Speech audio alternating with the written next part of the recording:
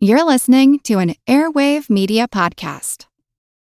All set for your flight? Yep, I've got everything I need. Eye mask, neck pillow, T-Mobile, headphones. Wait, T-Mobile? You bet. Free in-flight Wi-Fi. 15% off all Hilton brands. I never go anywhere without T-Mobile. Same goes from a water bottle, chewing gum, nail clippers, okay, passport. I'm gonna leave you to it. Find out how you can experience travel better at T-Mobile.com/travel. Qualifying plan required. Wi-Fi were available on select U.S. airlines. Deposit and Hilton Honors membership required for 15% discount. Terms and conditions apply. Welcome to From Beneath the Hollywood Sign. If you love old movies, Hollywood history, or the golden age of filmmaking, you've come to the right place. This is the podcast that talks about amazing stories of Tinseltown from another era and fascinating conversations with writer-producer Steve Cubine and actress-writer Nan McNamara. So, Steve, did Ava Gardner and Howard Hughes have a good relationship? Well, they did until he dislocated her jaw. What? Well, don't worry. She hit him back with an ashtray. From Beneath the Hollywood Sign is the gin joint for you. Recorded in Chicago, Illinois, with your hosts, Ken, Matt, Neal, and Jeff. This is Triviality. The cream of the crop! Hello and welcome to Triviality, the game where lack of seriousness meets a little bit of knowledge. My name is Neal. Sitting next to me is Jeff. How are you, man? I'm doing all right. How are you doing, Neal? Doing well. And Ken is over there. How are you? Good morning. How you doing? Doing well. Matt is not here today. He actually isn't doing anything. There's no excuse for it. He'll never listen to this episode, and he's never going to know that we're mad at him. He's not here. Very furious. I think he forgot. I think he spent too much time at the famous roastery in Chicago. He was literally supposed to be here. Right. Yeah. He had one job, and he failed. He failed. He has two jobs, though. That's true. He has this real job and then this. And then the whatever this is. And then the odd job here and there where he throws hats at people. Job. Yeah, right. I'd like that. So Matt isn't here, but we have two very special guests here that we'll get to in 1 second. But the reason they're here is for a special geek game that we're doing today. So it's just going to be all different geek questions that came to us from some great listeners, Chris Hayth, Andrew Hansen, and Natalie Anderson. And then I filled out a few of those questions folks. With some of my own. Yes, thank you. Thanks, everybody, but Neal. Yeah, everyone but me, yes. But they sent us some questions for a special geek game. And the reason it's a geek game is coming up is Geek Bowl. So if any of you are coming into town for Geek Bowl, we're doing a special meetup with all of our friends. It's a meetup of your favorite trivia podcasters and Illuminati friends. So we're going to be at Bar Louie, Printers Row on Thursday, March 5th, starting at 7 p.m. till about 1 a.m. For any stragglers that are still kind of passing out, you'll have a little bit more time, but we want to get you out of there at 1 p.m. or some of us will turn into Dalton from Roadhouse. Is that what happens? That's what happens. So someone's throat's going to get ripped out. Is Dalton going to be there bouncing as well? A version of Dalton will be there, or maybe the ghost of Patrick Swayze. I'm not sure. Maybe we should do a Dalton contest. We could. Who can recite his rules the best? Okay. Well, we could do that. But the hosts of Complete the List, Misinformation, Sports Trivia Face-Off, Something Birds, Trivia Warfare, and of course us are going to be there along with our friends from Learned League, the Illuminati group run by Tara Whittle. But it's going to have two full bars, cash bars, a karaoke area provided by our friend Jason Borsum from Liquid Courage Entertainment. Some on-demand t-shirt printing from inkedandscreen.com, our supplier for t-shirts, specialty drinks, limited food menu, all that good stuff. So if you go to any of those pages, any of those podcasts that you listen to, you'll see the Eventbrite link. And we just want to get a number of who's going to show up. So it doesn't cost anything to get to. We just want to have you sign up so we know who's going to be there. And we can't wait. Yeah. Well, our special guest sitting across from us, you may have seen them on Ken's Body. Their work, I should say, on Ken's Body. They work at... thanks. Yeah, exactly. They work at the Modern Electric in Forest Park, the great tattoo shop. And joining us in the studio are Lou Skywalker and Harley Fezekas. How's it going, guys? What's going on, guys? It's going good. So let's start with Harley. You've put a lot of art on Ken as far as tattoos are concerned. I guess some other types of art, maybe. I don't know. No, just tattoos. Just tattoos. So why don't you tell us a little about yourself? I've been tattooing for about 11, maybe 12 years now. I don't quite remember. But I started... All a whirlwind, right? Yeah. Started shortly out of high school, a year or two after, and I've probably been tattooing Ken for, 9 years now? Yeah, probably. Yeah. I try to get at least one a year. Lately, I've sped up the increments. I don't mind. So, 12 or 13 then. 12 or 13 years. That's a long time. And Lou Skywalker, you're here as well. We bonded earlier over our love of Justin Timberlake. Yes. So tell me a little bit about yourself. I'm Lou Skywalker. I own the Modern Electric in Forest Park. Pretty big Star Wars nerd. I've been tattooing somewhere around 11 years now. Yeah, so both of you, we'll get to it later, your Instagrams, but they're Star Wars themed. And Lou, you were saying that you actually had some paperwork from Lucasfilm about your name. Yeah, so I've been, I guess, like around the Star Wars scene for a pretty long time now, and I used to abuse using the name Luke Skywalker a lot. And finally got like a NDC from them being like, hey, stop doing that. But my friend Shane Turgeon, who created the book Force in the Flesh, don't know what he did, but he schmoozed it over with them, and they allowed me to put tattoo work in that book under the name Luke Skywalker. So they're pretty cool with it now, and I've not gotten any threats from them. So there's no evidence that he did take the child or Baby Yoda from normal people and kidnapped it, right, and held him ransom. I mean, there's no evidence, but it's got to be pretty easy to cover up. I think so too. He's a little small baby. He fits in a satchel. But yeah, when you go to these guys' shop, you can clearly see how into comics and Star Wars and Power Rangers and just all sorts of nerdy things they're into, just like me. So we thought it would be really fun to have a geek-themed game for them today. So they're going to team up. They're going to be Team Modern Electric. Yeah. And me and Jeff are going to team up, and we're going to be Team Triviality, I guess, right? Yeah, that seems easy enough to remember. Team Triviality versus Team Modern Electric. And if you want to go to their website, it's tmetattoo.com. And I think we're going to do a little promotion, right, guys? Absolutely. Yeah, we are.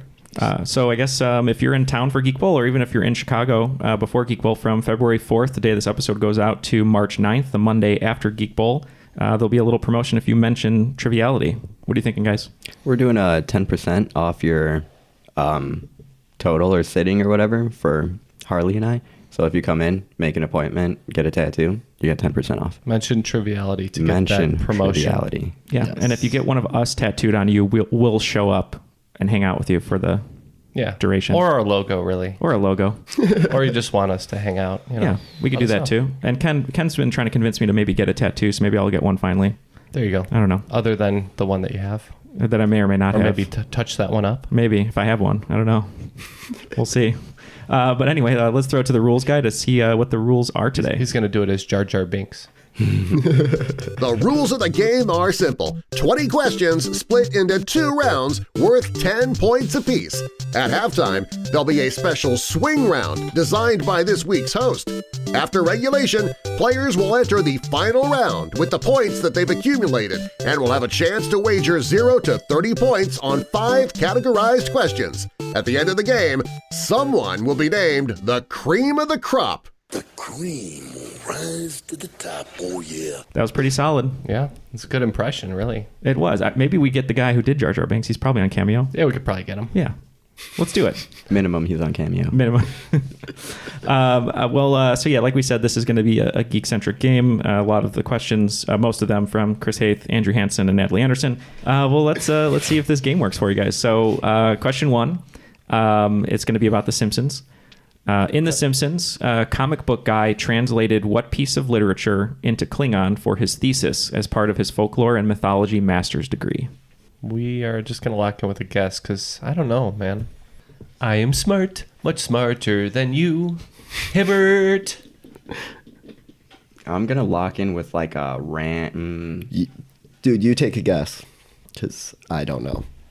We're going to go with Othello. Ooh, Othello. Nice. All right. And Team Triviality? We're guessing the Bible. All right. Maybe to Ken, this might be considered the Bible. It's actually Lord of the Rings. Oh. So yes, Lord of the Rings. Okay. So that was Lord of the Rings. And speaking of Lord of the Rings, question 2. At one point, Gandalf calls Legolas what full name, which is effectively coupling his name and its translation like an epithet? All right. We're locked in on this one, I think. Where's Catherine when you need her? Yeah, Catherine is another fantastic artist at their shop. Oh, and she's a Lord of the Rings fan? She's a Lord of the Rings encyclopedia.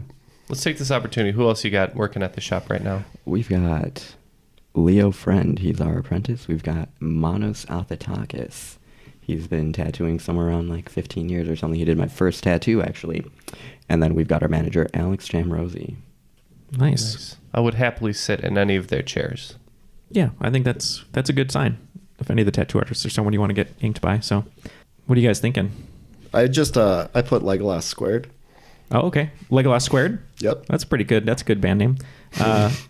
So I don't know. I think his name translates as Greenleaf, so Legolas Greenleaf. Yes, so Gandalf calls him Legolas Greenleaf, which is Legolas translated, basically. Yeah, so it's Legolas Greenleaf. Yep. Finally, that college class I took on Lord of the Rings is paying off. There you go. The only thing from college that's paid off. I'm going to learn how much geek stuff I do not know. So question number 3. Throughout the Back to the Future trilogy, one of my favorites, we learn that Doc Brown likes to name his dogs after famous people. He has Copernicus in 1955 and Einstein in 1985. We also discover that Doc has continued this naming trend when he journeys back to the future at the end of part 3 with his 2 sons. What are the names of his 2 sons? Oh, we're locked in. Oh, yeah. Dude, I almost remember this because we learned the other day that there was a Back to the Future cartoon, and it's about his kids. Oh, I didn't know it was about his kids. Yeah, I mean, like, his kids are like the main characters in it. Well, then you can have a fun shot at that question there, sir. Yeah, take it. So you guys are locked in? Yeah, we're locked in. All right, we'll start with Jeff and Ken. Well, named in honor of a book that he shares his affection for with Mrs. Claire Clayton, he names his sons Jules and Vern. How many times have you seen Back to the Future Part 3, Jeff? Twice. Just twice. And what did you guys lock in with? We went with, huh? And what? That's what I'm gonna name my kids, actually, depending on how ugly they are.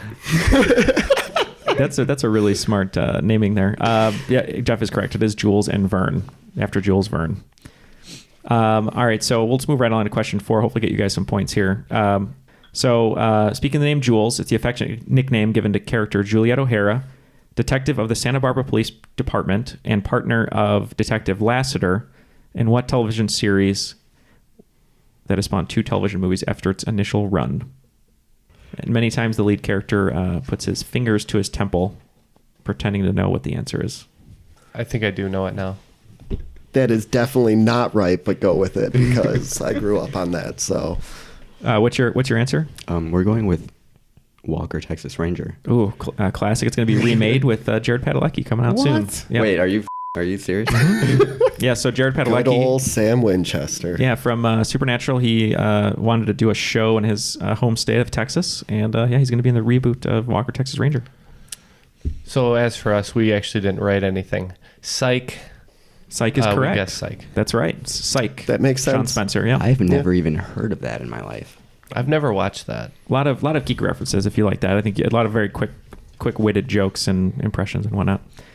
Yep, so the answer was Psych, and second TV movie's coming out pretty soon. John Cena was in one of them, which is always welcomed. So, and he's in the new Fast and Furious trailer. I didn't see it. Oh yeah, he looks. I can't see it.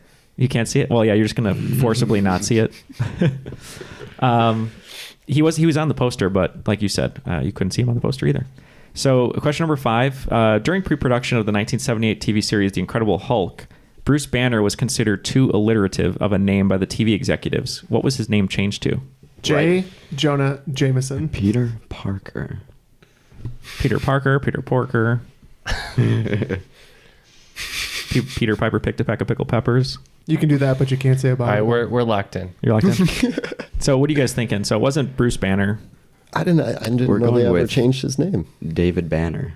David Banner's correct. You got points on the board. And what do you guys... We said Royce... Did you actually know that? Or? Yeah. We said Royce Drabwin. Royce Drabwin. It is not Royce Drabwin. Royce Drabwin. So speaking of Royce Drabwin, really quick... I thought we got that one right. You did get it right. Speaking of Royce Drabwin, so 2 people in the last 2 weeks, unprompted, which is kind of funny. They sent me a message, and they said, "Is this you?" And it was a GIF of Royce Drabwin drinking coffee saying "yummy." You were made into a GIF? If someone made me into a GIF. Are you going viral? Viral yet. But Sam Carr, someone who's been on the show before, and he did the Skarn rules reading a couple weeks ago.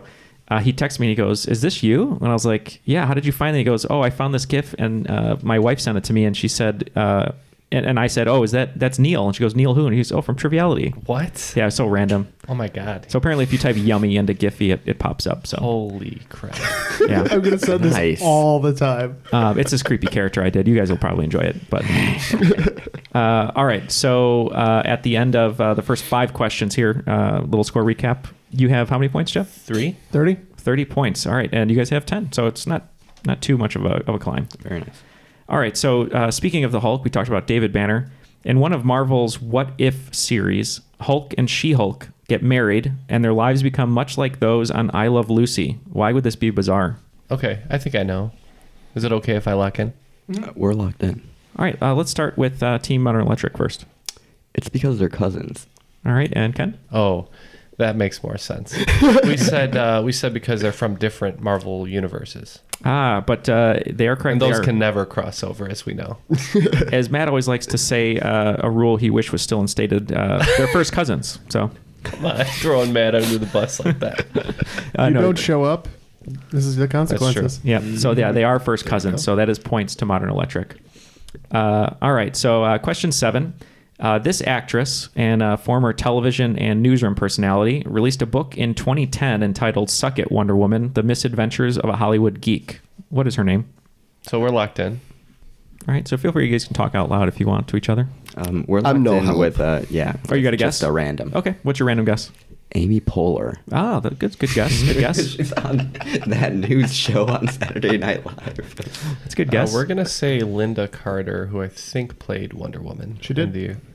Linda Carter 80s, 70s? did play Wonder Woman. The newsroom clue in there was from the television show The Newsroom. It's actually Olivia Munn. Oh, okay. Yes. That makes sense. Yeah. Her work on G4. Yep, she was on Attack the Show, on Newsroom. The Newsroom, yeah. Yes, so HBO Olivia Munn. series? HBO series. Was she on Newsroom, though? She was on Newsroom. Okay. I think she was on Newsroom. So speaking of Olivia Munn, as I noted in the previous question, she was on Aaron Sorkin's television show, The Newsroom. And this one's going to be kind of fun. It's going to take a little bit of thinking. Great. I know. I went down a rabbit hole. Clearly, I've been doing good at that. Yep. This one is clearly a Neal question. So Aaron Sorkin has been credited as a writer on 8 feature films. Okay. I discovered that in 5 of those 8 films, at least one of the top 2 billed actors have appeared in a comic book or graphic novel adaptation. Can you name one of the other 3 where both actors have appeared in a comic book adaptation? So 3 of his 8 movies, both top billed actors were in a comic book adaptation. So can you just name any one of those 3? As you said no, I was writing no as my answer. You know what? I think me and Jeff need to go walk and talk about this question. Oh, I can do you guys just want to name any Aaron Sorkin movie? We're going to say High Flying Bird. Okay. What about you guys? I didn't know who Aaron Sorkin was until you said his name just now. All right. Same. All right. Well, so that's 2 taps. Okay. So he's written a lot of great films. So the other ones aren't the answer. Jack Nicholson was in A Few Good Men, and he's from Batman, played the Joker. Tom Hanks, Charlie Wilson's War. He was in Road to Perdition, the graphic novel adaptation. Brad Pitt was in Moneyball, and he was also in Deadpool 2. Michael Fassbender was in Steve Jobs. He played Magneto. And Jessica Chastain was in Molly's Game. She was in Dark Phoenix. Now, the answers are the movie Malice. Alec Baldwin was in The Shadow, and Nicole Kidman in Aquaman. The American President. Michael Douglas was in Ant-Man. Annette Bening was in Captain Marvel. And then the one I thought you guys were going to get, The Social Network. Jesse Eisenberg was Lex Luthor, and Andrew Garfield is Spider-Man. That's tough. That is right. Yeah, so there's a lot. It's pretty crazy, though. These are facts. It's hard to find actors who are not in comic book movies nowadays. Yeah, you're right. Yeah. I like that you even counted The Shadow. Well, I wasn't going to because it was technically a pulp magazine, but then it had a comic book series, so I was like, I had to include it. And Billy Zane was the Phantom. Billy Zane was a Phantom, you're right. All right, number 9. After seeing The Rise of Skywalker and Lando Calrissian again, the author of this question, Chris Hayth, went to the store and bought some of the beer that Billy D. Williams used to do commercials for. What's the name of that beer? And bonus point, what national brewer actually brews this beverage? We're locked in. Okay. This question works every time. What do you guys think over at Modern Electric? We're going to go with Colt 45. Okay, and any bonus points there? Where it's brewed? You don't have to... Milwaukee, maybe? I don't know. Okay. We're going to say Colt 45 and also Milwaukee. Why not? Okay. If you guess that right. Well, do you know... Milwaukee is correct, but do you know the actual brewer? Schlitz. No. Schlitz, okay. No. Old style? Old style, no. Okay, so no bonus points. It was PBR. Okay. But Colt 45 is correct. You get points for that. So great job. Sad that I'm the only one at the table that probably hasn't seen it yet. This just makes me sick. Oh, Rise of Skywalker? Yeah. Thoughts? I'm slacking. Makes us sick. Okay, well, that's fair. I'm going to put it this way. I Completely had fair. such a bad taste in my mouth from 8 that I waited until the midnight showing. I didn't see it at 7. You didn't see the first showing. No, you no, midnight. I wasn't going to give them 5 that hours to satisfaction. breathe here. I think 7 o'clock showings the day before are kind of bullshit anyways. Like that. Yeah. That's just. I feel like it's cheating. It comes like it's out like, that day then. I kind of like it. I'm getting old now. Well, yeah, it's I like convenient. it. People are still working. It's convenient, but I got to take a stand, you know? That's probably why like AMC and That's the hill you're dying on? Yeah. their food menu has like fiber supplements for that 7 o'clock show then, right? All right, last question of the first round. Hopefully you guys will get this one to go strong into the half. In 2011, Polish Prime Minister Donald Tusk gifted President Barack Obama an entry in this acclaimed role-playing video game series as it represented Poland's contribution to the global economy. All right, we're locked in. Okay. All right, so we'll start with Ken and Jeff. You guys were a little unsure. Yeah, we really don't know. We're just going to go with Baldur's Gate. Baldur's Gate. Okay, and what are you thinking, Harley? The Witcher. The Witcher's correct. Oh. 10 points, yep. So Henry Cavill, his muscles busting out of his leather outfits, costume designer has to keep re-hemming them.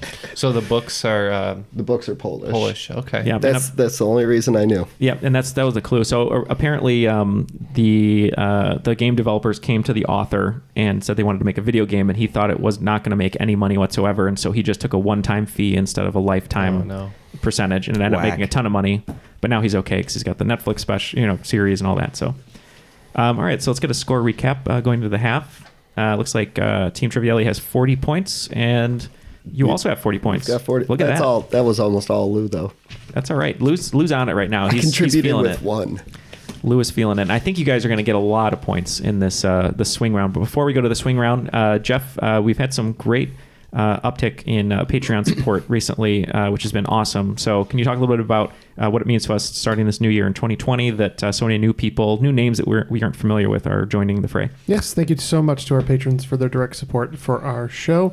It really does mean the world to us. It's the entire reason that our show can exist and thrive. If you'd like to join those patrons, you can do so at patreon.com/trivialitypodcast, where we have a lot of great perks, benefits, rewards, including great bonus episodes. Yeah, bonus episodes, bet fulfillments, stickers, posters, loot crates, character boxes. You know what? We're not going to hit them all. Just go check it out. Patreon.com. Ritualistic sacrifices. Yeah, I'll do it. That's the $2,500 a month perk. Yeah, a ritualistic sacrifice. You pick, I guess, I don't know. We'll make a voodoo doll. You of someone. choose. Actually, what we'll do is you pick someone you don't like, and instead of making a voodoo doll, we'll pay to send Jeff to them to annoy them until they combust. Not that hard. Until they combust, yeah, until their head combusts like scanners. All right. So thank you, Jeff, and thank you, Ken. So going into the swing round, I think this is going to be okay for you guys. This one was written by Chris Hayth. I'm basically going to give you 10 Star Wars characters, and you just have to give me the name of their home planet. God. Okay. All right. So maybe you guys will make up some ground here. So is each one of the names one of the questions? Yes. What I'll do is I'm going to name 10 characters, and then you guys will have some time to take by yourselves, and then just write down their home planet. Okay. All right. So number 1 in these 10 Star Wars characters, Chewbacca. Number 2, Palpatine. Number 3, Obi-Wan Kenobi. Number 4, Han Solo. Number 5, the character of Rey. Number 6, Clone Commander Cody. Number 7, Darth Maul. Number 8, Jabba the Hutt. Number 9, Hera Syndulla. And number 10, Admiral Akbar.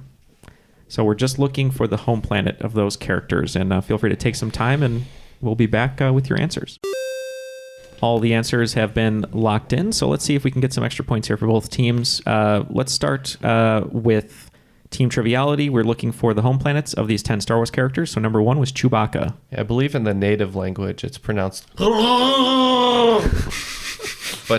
in common tongue it's Kashyyyk. Okay. Kashyyyk. And Lou? We also went with Kashyyyk. All right, that is correct. 5 points to both teams. It sounded like Chewbacca needed the Heimlich there. Yeah, that was not good.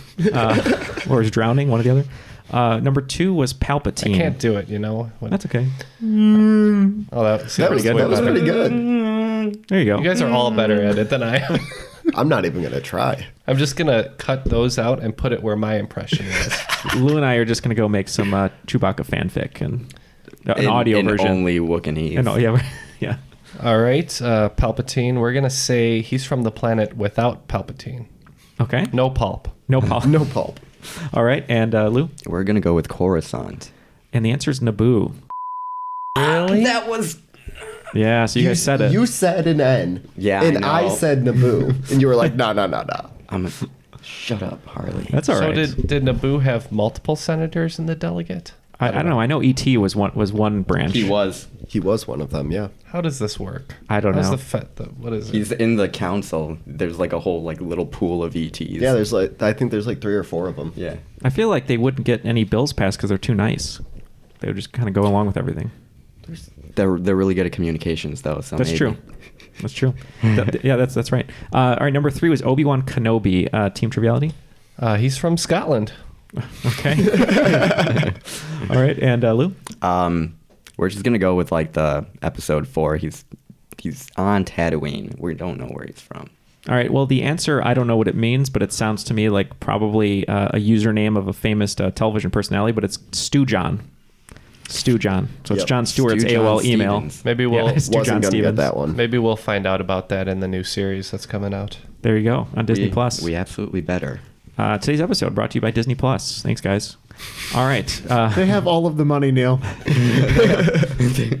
And now we're on to number 4, which is Han Solo. Team Triviality. That one trash planet from Solo that everybody's trying to get off of. All right. And Lou? We're gonna go with Corellia. It is Corellia. Number 5 is Rey. Where's Rey from, Ken? Jakku, maybe. All right. And Lou? We're going with Jakku. That is correct. Both teams. Maybe something I've seen in the last, couple months. Yeah, there you go. This one, it was kind of tricky. The question writer wrote, Chris, Clone Commander Cody. Ken, what do you think?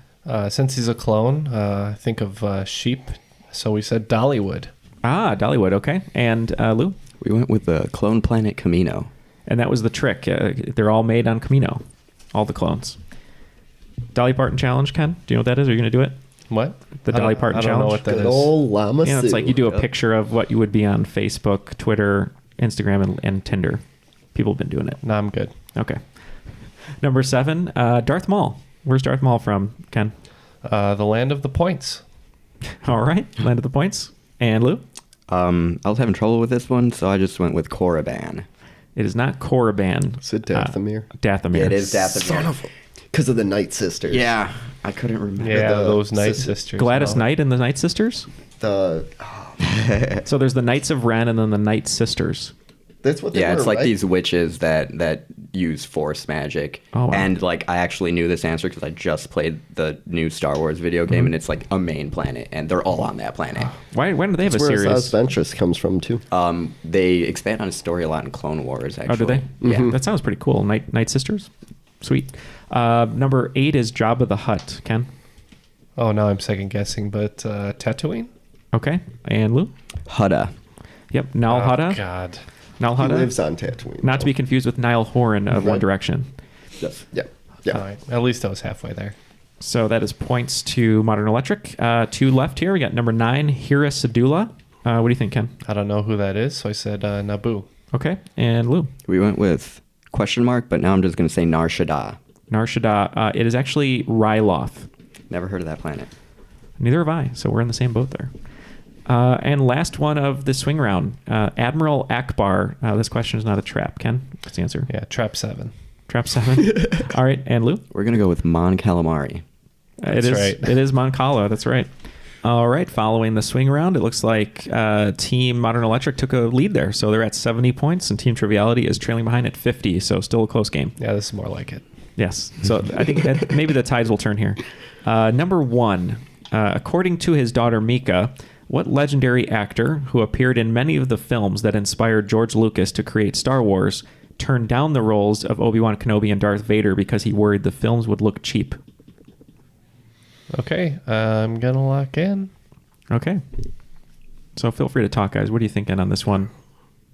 What? So he's the star of many of the films George Lucas used as inspiration for... Ripped off for Star Wars. Just kidding. Have you ever seen Dune? No. I haven't, actually. I saw it when I was like 9, and I'm pretty sure Dune is like a big Star Wars ripoff movie. I have no idea. I don't know who's in Dune, so I'm going to guess a random actor. Sting? Sting's actually still in Dune. It was released in 1984, but... He just was in Dune? He stayed in Dune. He stayed in Dune. He never left. I mean, that's Sting. So what do you guys think, Modern Electric? We're going to go with Werner Herzog.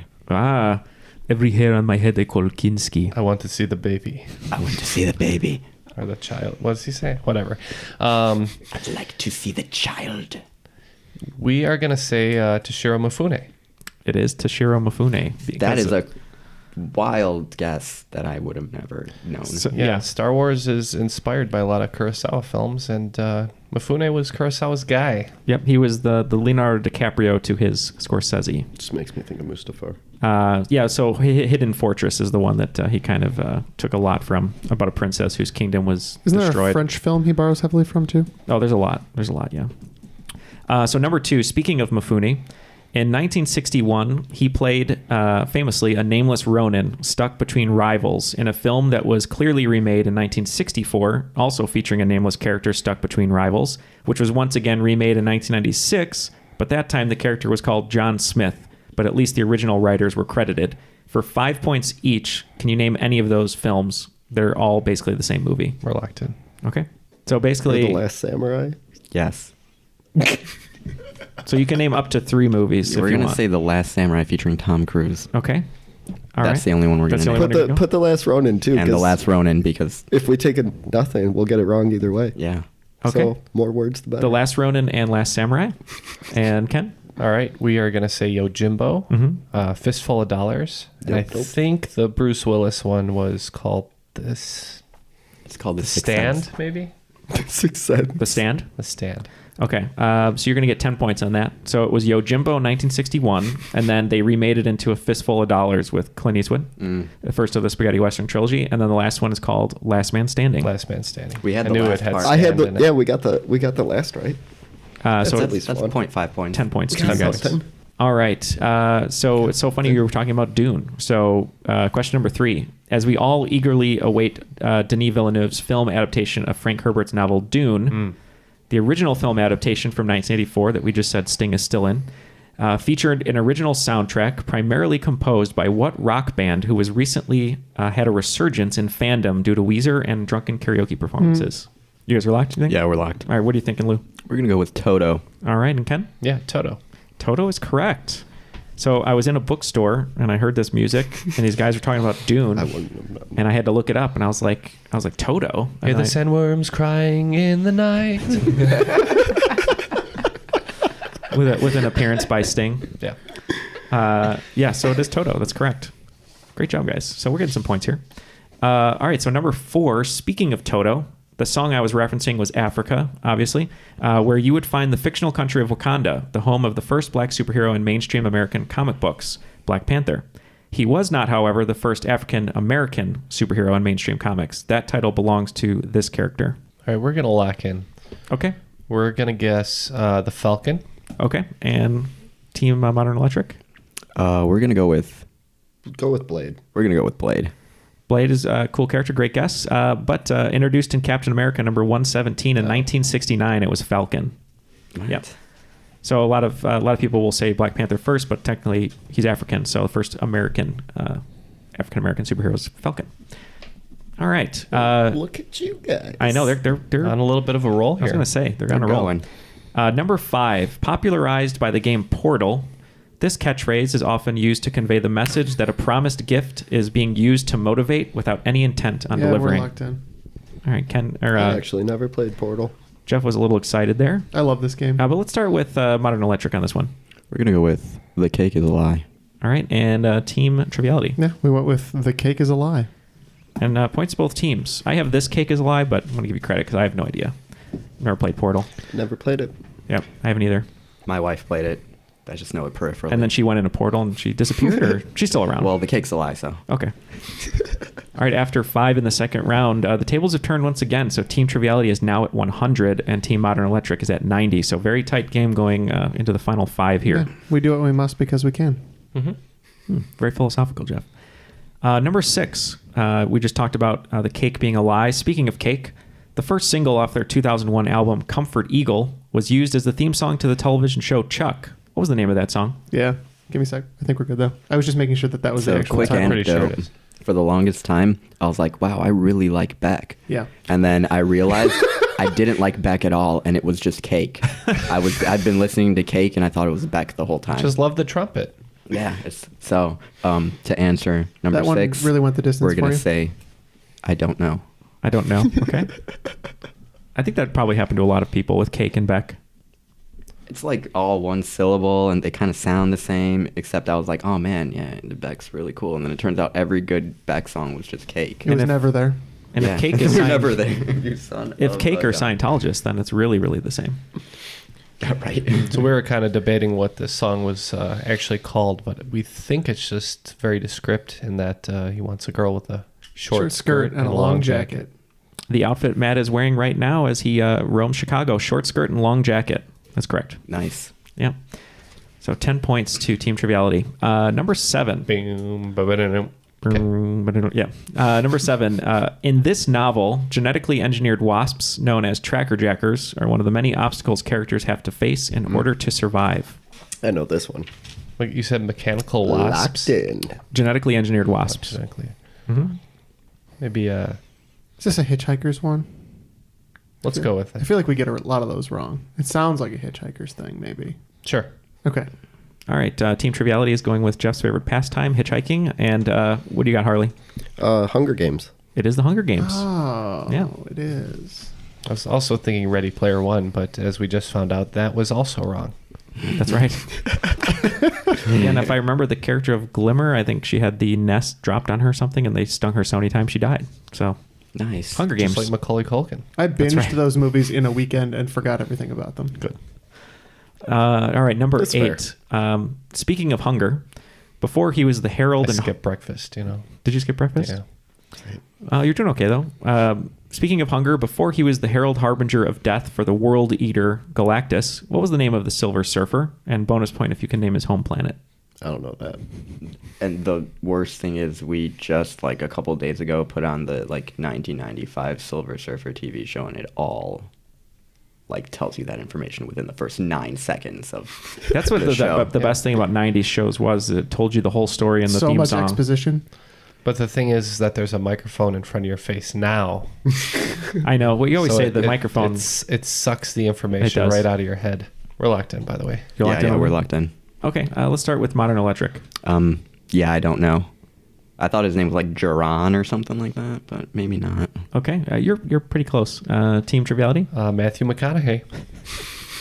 I like to surf these waves. The answer is Norin Rad. Yeah, Norin Rad. So you were close. And the planet is His last Zen. name's Rad? Rad, 2 Ds, double D.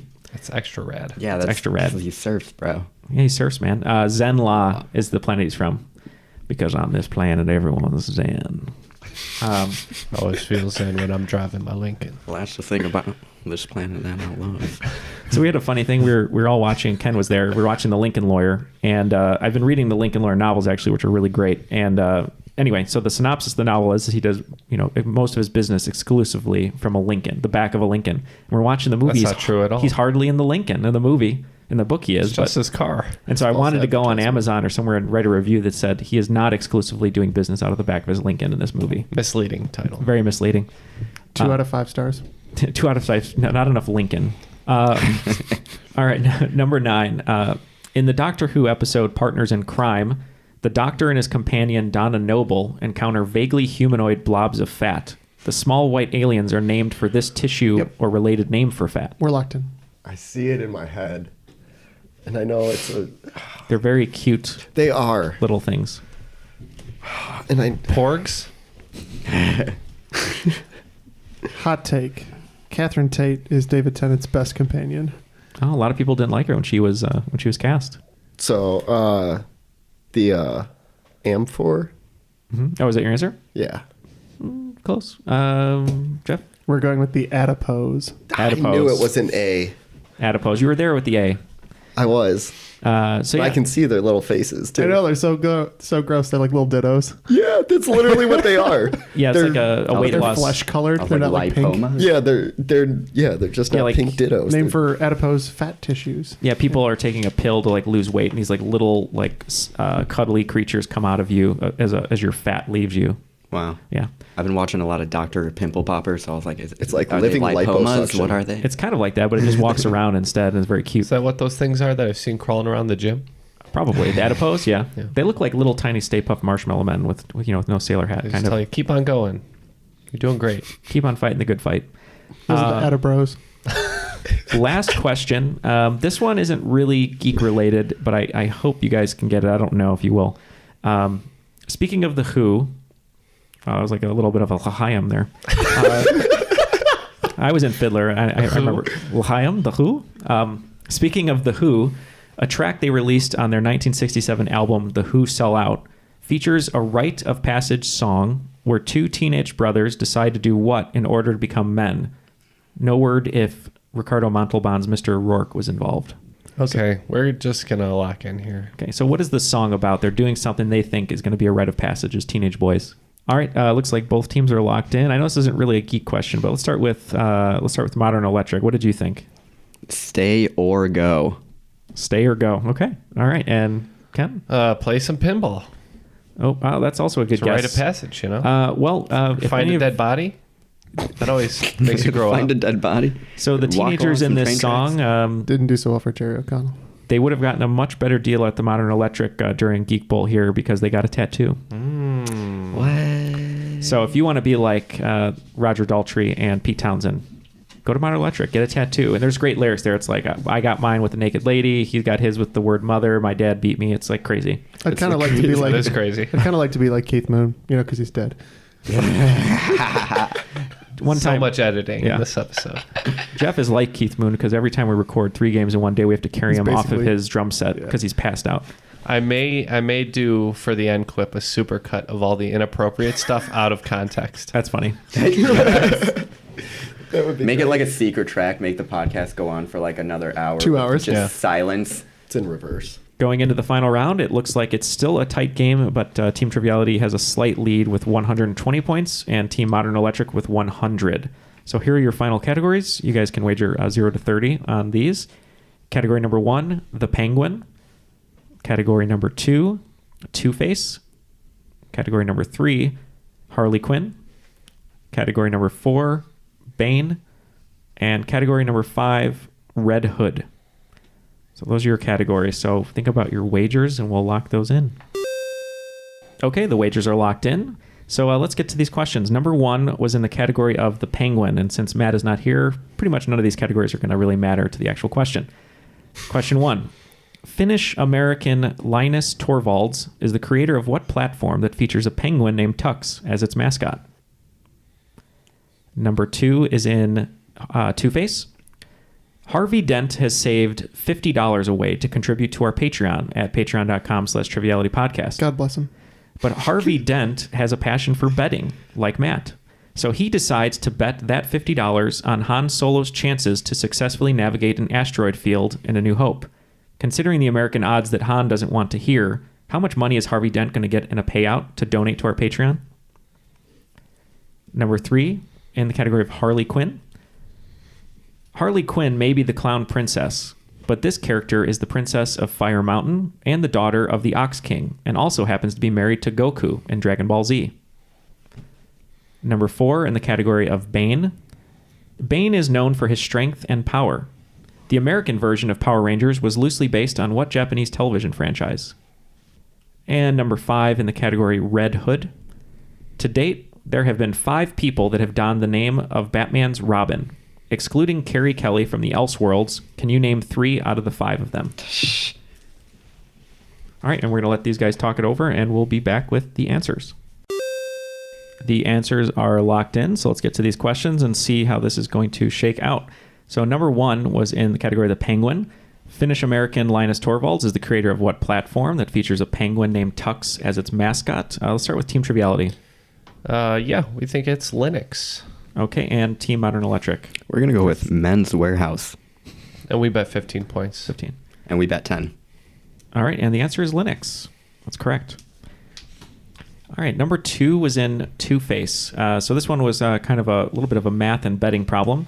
Basically, Harvey Dent saved $50 for our Patreon, and he decided to place a bet on the odds that Han Solo could successfully navigate an asteroid field told to him by C-3PO. So you needed the odds from Star Wars and the math to figure it out. So how much money is Harvey Dent going to win, Team Triviality? I thought it was a bigger number than this, and a more specific number, but I really can't come up with it. So we're saying it's 100 to 1, so $5,000. Okay, and Team Modern Electric? For 15. Same thing. I couldn't remember it exactly. As far as the odds go, I feel like it was like 3.2 or 1.2, something super small, but I don't remember. And as far as math, I can't do math. That's not happening. And what did you guys wager? That one we did 10. 10. All right. So C-3PO tells Han Solo the odds are 3,720 to 1. So if you bet $50, you would win $186,000, and the payout would be $186,050. Okay. Number 3, it seemed like you guys kind of knew this one, I think. Harley Quinn. Harley Quinn may be the clown princess, but this daughter is the princess of Fire Mountain and the daughter of the Ox King, and also happens to be married to Goku in the Dragon Ball Z series. Team Triviality? Yeah, so I read the first 3 volumes of Dragon Ball. So I've met this character, but I can't quite remember her name. So we're just saying May. May. And what did you wager? 15. Okay. And let's go to Lou over at Modern Electric. So Goku's wife, Chi-Chi. Chi-Chi is correct. What did you wager? 20. 20. All right. So nice big 20 points there. Number 4 was in the category Bane. Bane is known for his strength and power. The American version of Power Rangers was loosely based on what Japanese television franchise? We're going to say Kamen Rider. Okay. And Team Modern Electric? Probably going to butcher this, but Super Sentai Kyuga Ranger. All right. So I accidentally had a typo on my page. I put Super Hentai for some reason.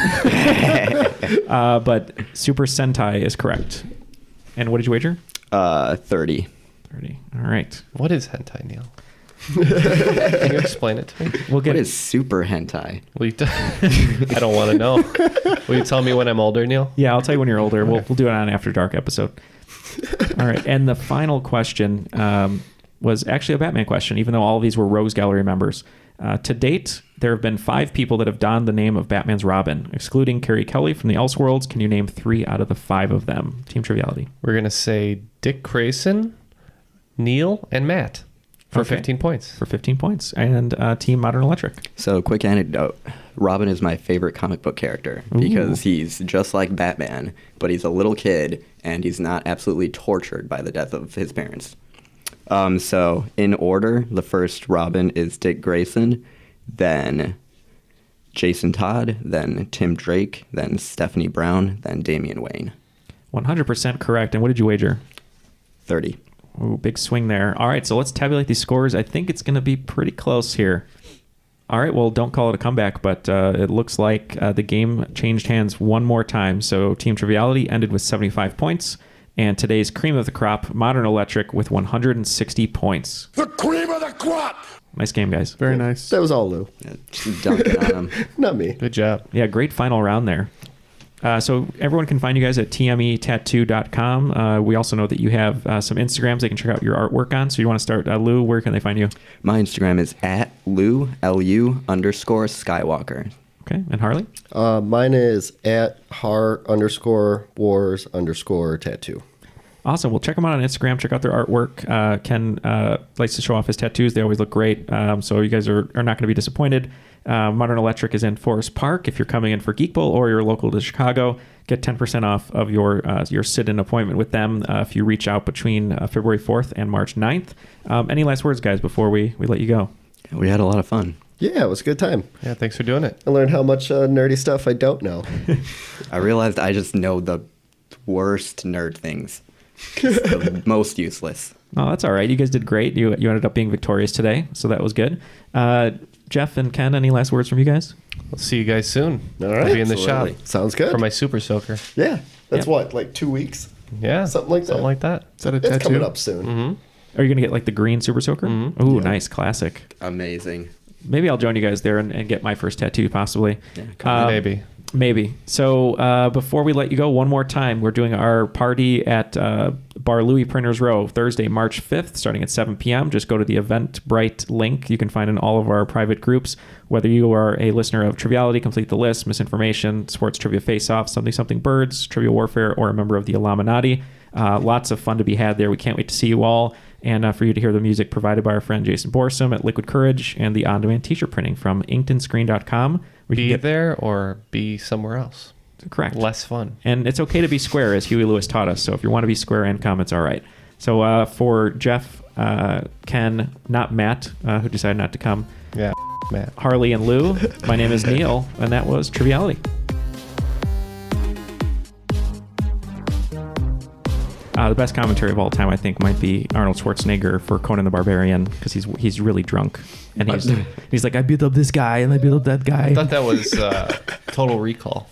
He does on that one, too, I think. I'm a construction worker here, but I'm not really a construction worker. He has the best commentaries, because he just states fact, but in his voice, and he's drunk.